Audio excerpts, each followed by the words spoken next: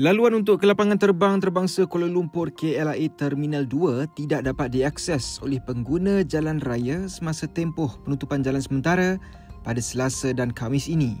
Sempena lawatan Presiden China Xi Jinping ke Malaysia, Malaysia Airports Holding Berhad MAHB memaklumkan balai berlepas, ketibaan dan tempat letak kereta KLIA Terminal 2 akan ditutup kepada kenderaan.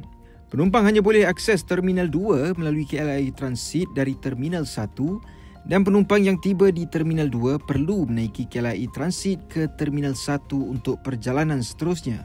Penutupan jalan sepenuhnya akan dilaksanakan pada 15 April bermula 6 petang hingga 7 malam dan pada 17 April 8.50 pagi hingga 9.50 pagi melibatkan lebuh KLIA, lebuh Raya Elite, Lingkaran Putrajaya, lebuh Putrajaya Dengkil, Persiaran Selatan, lebuh Gemilang dan Jalan P5. MAHB menasihatkan semua penumpang untuk merancang perjalanan mereka ke dan dari lapangan terbang di luar waktu penutupan jalan bagi mengelakkan kelewatan.